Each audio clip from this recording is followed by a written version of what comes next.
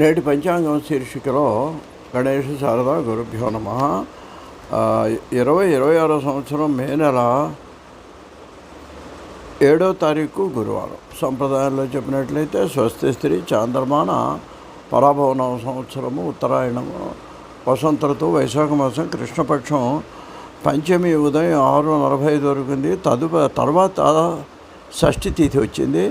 పూర్వాషాఢ పగలు 3:37 వరకు ఉంది. రాత్రి వర్జం 12:10 నుంచి 2 గంటల వరకు ఉంది. ఉదయం దుర్ముహూర్తం 9:50 నుంచి 10:39 వరకు. మళ్ళీ మధ్యాహ్నం దుర్ముహూర్తం 2:57 నుంచి 8:40 వరకు దుర్ముహూర్తం ఉంది. అయితే ఏంటంటే ఇవాళ పంచమి తర్వాత షష్ఠి వచ్చింది. తిథిని ప్రకారం చూసినట్లయితే షష్ఠి ఏమో సుబ్రహ్మణ్య స్వామికి ప్రీతికరమైన రోజు, వారం ఏమో దత్తాత్రేయ స్వామికి ప్రీతికరమైన. అంతేకాదు చాలామంది షిర్డీ సాయిబాబా భక్తులకు కూడా గురువారం ఆ రోజు దేవాలయాలకు వెళ్ళటం, ఆ రోజు సాయిబాబాను స్మరించుకోవటం. కొంతమంది అయితే ఇప్పుడు శనివారాలు ఎలా వెంకటేశ్వర స్వామికి ఉపవాసాలు ఉంటారో అట్లాగే గురువారాలు కూడా ఏకముక్తం చేసేటువంటి పరిస్థితి కూడా కొంతమందికి ఉన్నది. వాళ్ళ యొక్క శక్తిని బట్టి, భక్తిని బట్టి ఈ విధమైనటువంటి ఏర్పాట్లన్నీ వాళ్ళు చేసుకుంటూ ఉంటారండి.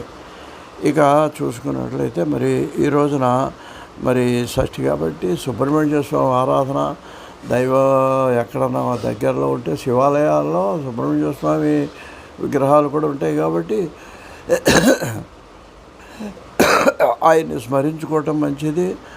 ఆయన వలన ఒకటి ఏంటంటేనండి, ఏదైనా దోషాల వల్ల కనుక సంతానం లేని వాళ్ళు దంపతులు ముఖ్యంగా ఆ సుబ్రహ్మణ్య ఆరాధన చేస్తుంటే దానివల్ల ఆ దోష నివృత్తి అయ్యి వాళ్ళకు సంతానం కలుగుతుందని కూడా వాళ్ళు చాలామంది మన పెద్దవాళ్ళు చెప్తూ ఉంటారనమాట. అలాగే పితృదోషాల వలన, నాగదోషాల వలన, వాళ్ళ వంశంలో వలన పాములను కనుక సర్పాన్ని, జాతి సర్పాన్ని చెప్పినట్టయితే ఆ దోషం వల్ల కూడా కొంతమందికి ఈ సంతానం కలగదు. అందువల్ల వీటికి నివారణగా ఆ సుబ్రహ్మణ్య ఆరాధన చేసుకోవటం అండి. ఇవన్నీ కూడా ముఖ్యంగా కాళహస్తిలో ప్రత్యేకంగా దీనికి పూజ చేస్తారు. అటువంటి పూజ చేయించుకోవటం ఇవన్నీ కూడా చేసుకుంటే మంచిదని చెప్పి చెబుతూ ఉంటారు అనమాట. ఏంటంటే తిథేమో షష్ఠి, వారం చెప్పుకుంటేనేమో మంగళవారం మంచిది, ఏది సుబ్రహ్మణ్య స్వామికి. ఈ విధంగా మనం ఆయా దేవతల్ని ఆయా సందర్భాల్లో చేస్తే మనకు వచ్చేటువంటి ఇబ్బందులు కూడా మనం తొలగించుకోవడానికి వీలవుతుంది అని చెప్పేసి మీకు